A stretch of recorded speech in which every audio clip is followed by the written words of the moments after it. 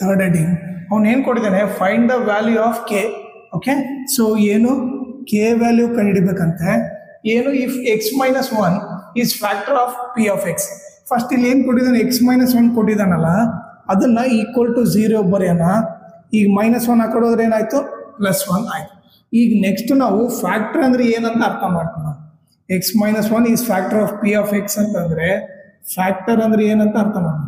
Factor ಅಂದರೆ ಏನು, reminder 0.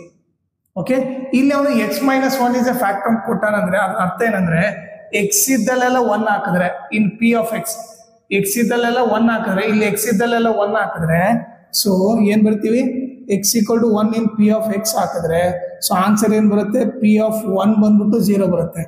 X ಇದ್ದಲ್ಲಿ 1 ಹಾಕಿದ್ರೆ ಆನ್ಸರ್ ಏನು, 0 ಬರುತ್ತೆ. ಇದರ ಅರ್ಥ. ಓಕೆನಾ.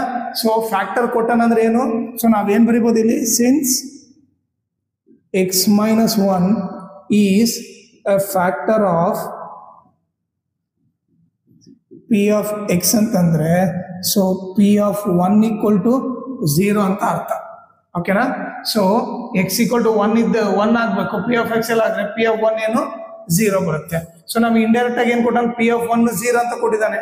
ಸೊ ನಾವು ಇವಾಗ ಏನು ಮಾಡೋಣ, put x equal to 1 in P of x ಹಾಕೋಣ. ಓಕೆ, ಎಕ್ಸ್ ಇದ್ದಲ್ಲೆಲ್ಲ 1 ಹಾಕ್ರಿ. P of 1 is equal to 1 square plus x ಇದ್ದಲ್ಲಿ 1 ಪ್ಲಸ್ ಕೆ. ಈಗ ನಮ್ಗೇನು ಪಿ ಆಫ್ 1 0 ಅಂತ ಕೊಟ್ಟಿದ್ದಂತಾನೆ, 0 ಅಂತ ಹಾಕ್ತೀನಿ. 1 ಸ್ಕ್ವಯರ್ 1 ಪ್ಲಸ್ ಕೆ ಆಯಿತು. ಈಗ ನೀವು ನೋಡಿದ್ರೆ 0 ಈಸ್ ಈಕ್ವಲ್ ಟು 1 ಪ್ಲಸ್ 1 ಏನಾಯಿತು, 2 ಆಯಿತು. 2 ಪ್ಲಸ್ ಕೆ, ಇದನ್ನು ಉಲ್ಟಾ ಬರೆದ್ರೆ 2 plus K is equal to 0. K ಒಂದೇ ಲೆಫ್ಟ್ ಸೈಡ್ ಇಡ್ರಿ, ಈ +2 ಹಾಕೋದ್ರೆ -2 ಬರುತ್ತೆ. ಓಕೆ, ಆನ್ಸರ್ ಬಂದ್ಬಿಟ್ಟು ಕೆ ಈಕ್ವಲ್ ಟು -2.